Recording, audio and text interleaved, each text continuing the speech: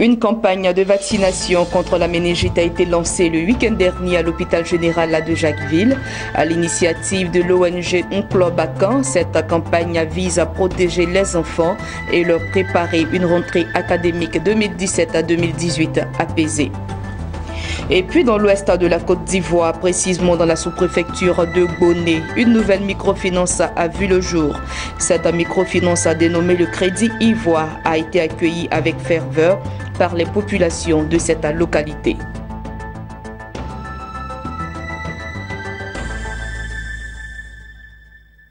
Bonsoir à tous et merci de nous rejoindre sur Business 24 Africa. L'organisation non gouvernementale Unclobacan a lancé à l'hôpital général de Jacquesville, au sud-est d'Abidjan, une campagne de sensibilisation contre le méningite. Cette campagne vise à protéger les enfants et leur préparer une rentrée académique à 2017 à 2018 apaisée. C'était en présence des autorités politiques et administratives de Jacquesville. Le reportage avec Mondésir Nascimento Odifini et Soro Chelina.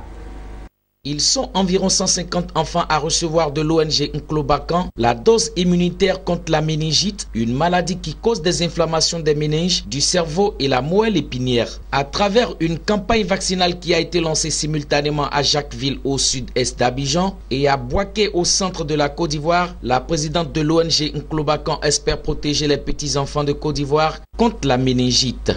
Nous avons besoin de ces enfants en bonne santé. Pour pouvoir réussir, il faut être en bonne santé. S'il n'y a pas la santé, on ne peut rien faire. Donc c'est pour ça qu'en fin d'année scolaire, nous vaccinons nos enfants contre la fièvre typhoïde, le choléra, le tétanos. Nous sommes obligés de prendre soin de ces enfants-là pour que, à la rentrée scolaire, on puisse leur donner des kits scolaires pour aller à l'école. Mais si l'enfant est malade, il ne peut pas se déplacer.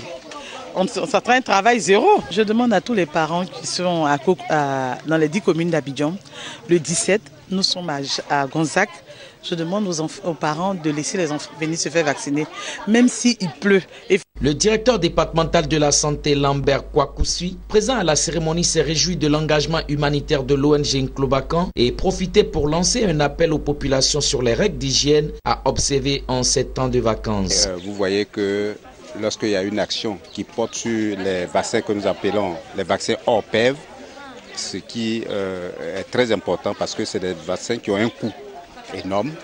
Et s'il y a une ONG qui prend en charge la vaccination de ces enfants, c'est une œuvre à louer. C'est pour cela que nous disons merci à l'ONG Unclobacan. Les autorités municipales, quant à elles, ont remercié les responsables de l'ONG Unclobacan et souhaité que ces activités visant le bien-être de leurs administrés soient pérennes. Ce que nous savons déjà, une vaccination, elle est très coûteuse, selon ce que nous vivons dans les institutions sanitaires.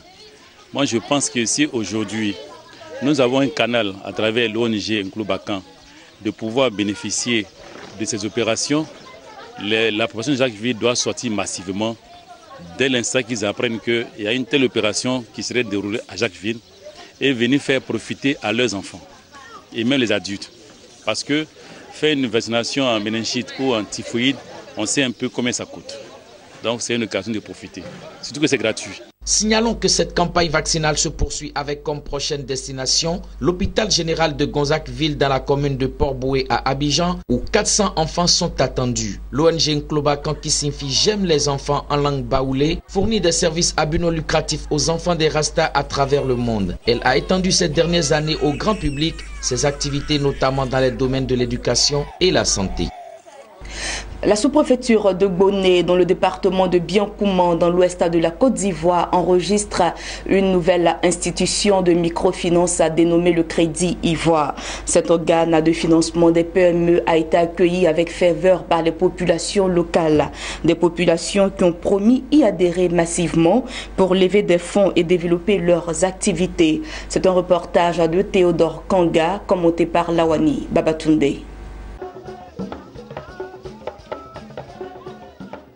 Avec l'ouverture à Bonny de la microfinance, le Crédit Ivoire, c'est peut-être une réponse qui vient d'être apportée au manque de financement de cette localité. Située au flanc des montagnes, à 29 km du Mans, cette sous-préfecture voit en cette institution de financement des PME un instrument de développement. Autorités administratives, élus locaux et populations ont vite fait de traduire leur reconnaissance.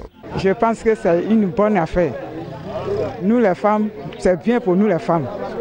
On peut garder de l'argent sans problème pour ne pas que les bandits nous attaquent. Quant aux promoteurs de cette institution de microfinance, l'objectif est de contribuer à l'essor des activités économiques de la commune de Bonny, et ce, dans le cadre d'une politique du rapprochement des populations aux services financiers de qualité. Nous faisons des prêts, nous accompagnons nos clients à réaliser leurs projets. Au jour d'aujourd'hui, nous ne remettons plus l'argent main en main, mais nous réalisons le projet que vous nous soumettez pour que votre situation de vie passe de -1 à au moins plus 1, 2 et 3. C'est ce que nous avons pour habitude de faire et ce que je suis en train de vous dire, ça marche, ça fait 2 ans que nous le faisons et dans toutes les localités, nous sommes représentés. Et je dis à mes soeurs, à mes frères, à tout le monde d'adhérer à cette microfinance. C'est une première. Il faudrait que nous essayions, nous épargnons, on les excite, on les motive, on les oblige même à épargner pour vraiment comprendre le sens d'une microfinance, le sens d'une épargne. La visite des locaux par les populations venues des quartiers et villages environnants a mis fin à la cérémonie d'ouverture de la toute première institution de microfinance de la sous-préfecture de Bonny.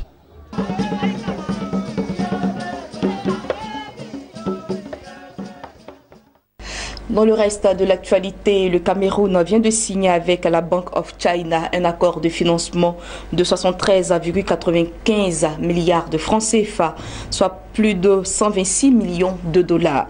Ces fonds octroyés sous forme de prêts seront alloués à la deuxième phase du projet d'électrification de 350 localités du pays grâce à des installations solaires photovoltaïques.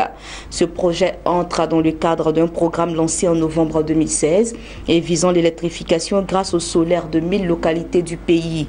La mise en œuvre de sa première phase a nécessité un financement de 53 milliards de francs CFA auquel l'État camerounais a contribué à hauteur de 7 milliards de francs CFA. Le reste du financement a été levé grâce à un crédit acheteur contracté auprès de l'entreprise chinoise Huawei Technologies. Et puis, selon le dernier rapport d'NON Insurance sur la gestion de risques à travers le monde, la valeur des sinistres occasionnés par les catastrophes naturelles qui sont survenues en Afrique subsaharienne a déjà dépassé près de 712 millions de dollars. Selon le groupe d'assurance britannique, cette situation a touché les pays partant du Ghana jusqu'à l'Afrique du Sud, en passant par l'Éthiopie, Madagascar, l'Angola, le Mozambique ou encore le Kenya et l'Éthiopie. Ajoutez à cela plus de 214 704 déclarations de sinistres de catastrophes naturelles ont été enregistrées sur les marchés couverts par l'assurance britannique. Voilà, c'est la fin de cette édition. Merci à tous de nous avoir suivis et je vous souhaite une excellente soirée sur Business 24 Africa.